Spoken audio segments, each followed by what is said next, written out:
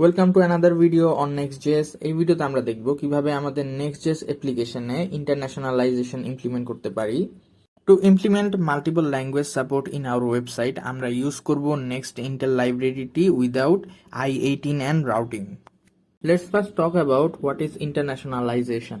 যখন কোনো ইউজার আমাদের ওয়েবসাইট ভিজিট করে তখন ওয়েবসাইটের টেক্সট কন্টেন্টগুলোর জন্য মাল্টিপল ল্যাঙ্গুয়েজ প্রিফারেন্স রাখাটাই মূলত ইন্টারন্যাশনালাইজেশন। Before we dive into next Intel documentation, let's look at our current project structure in VS Code. আমাদের লেআউট ফাইলের মধ্যে আছে একটা navbar component with children. Next we have a home page with some data and an about page. navbar component যদি খেয়াল করি, we have navigation links and a drop down for language selection. Let's run the project and this is what we have right now in our website.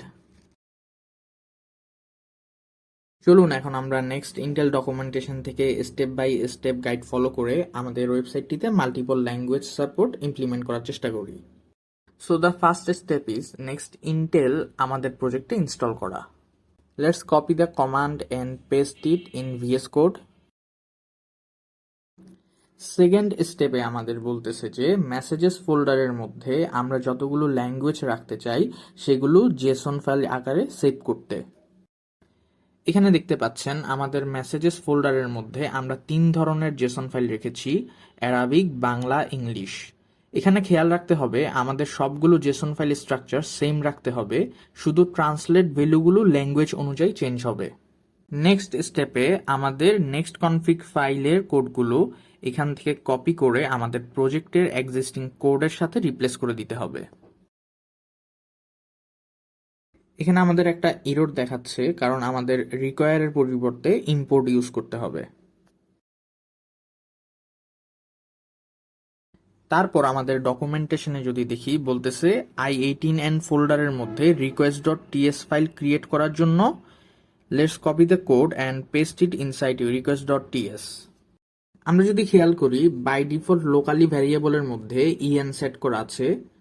উপরে comments পড়লে বুঝতে পারবেন আমরা যদি এই লোকালি ভ্যারিয়েবলের মানটা ডাইনামিক করতে চাই তাহলে কুকি, হেডার্স এটসেট্রা ইউজ করতে সাজেস্ট করতেছে। একটু পরেই আমরা দেখব ইউজার যখন ড্রপ ডাউন থেকে কোনো একটা ল্যাঙ্গুয়েজ সিলেক্ট করবে তখন এই লোকালি এর ভ্যালুটা ডাইনামিক্যালি কিভাবে আমরা চেঞ্জ করতে পারি। তার আগে আমরা নেক্সট স্টেপটা ইমপ্লিমেন্ট করে নিই।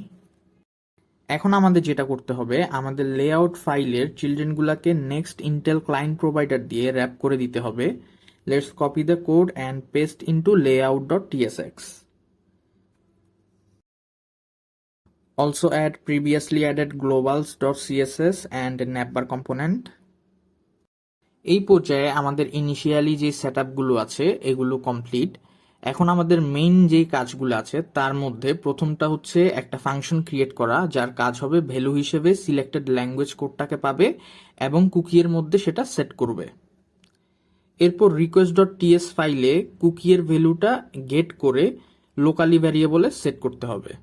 তার জন্য আমরা অ্যাকশনস নামক একটা ফোল্ডারের মধ্যে set language action.ts file create করব এবং তার মধ্যে একটা ফাংশন ক্রিয়েট করব যার কাজ হবে ল্যাঙ্গুয়েজ ভ্যালুটা কুকিজের মধ্যে সেট করা। নেক্সট স্টেপে সেট ল্যাঙ্গুয়েজ ভ্যালু ফাংশনটা আমরা navbar কম্পোনেন্টে ইমপ্লিমেন্ট করতে হবে এবং সিলেক্টেড ড্রপডাউন ভ্যালুটাকে তার মধ্যে পাস করে দিতে হবে।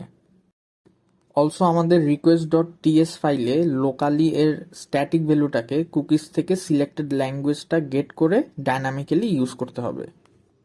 এখানে একটা ছোট কারেকশন আছে, যেহেতু আমরা src ফোল্ডার ইউজ করতেছি না, let's change the messages path. এখন চলুন আমরা ব্রাউজারে দেখে আসি যে আমাদের কুকিজের মধ্যে ড্রপডাউন থেকে সিলেক্টেড ভ্যালুটা স্টোর হচ্ছে কিনা। So it's working fine. আমাদের সর্বশেষ কাজ যেটা বাকি সেটা হচ্ছে ওয়েবসাইটের ডাটা ট্রান্সলেশন ইমপ্লিমেন্টেশন করা using use translation from next Intel. Let's implement this in our home page and about page.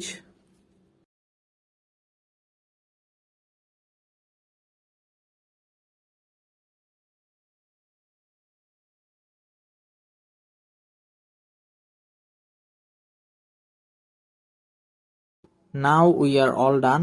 চলুন এখন আমরা ব্রাউজারে দেখে আসি যে ল্যাঙ্গুয়েজ সিলেক্ট করার সাথে সাথে আমাদের টেক্সট কন্টেন্টগুলা চেঞ্জ হচ্ছে কিনা।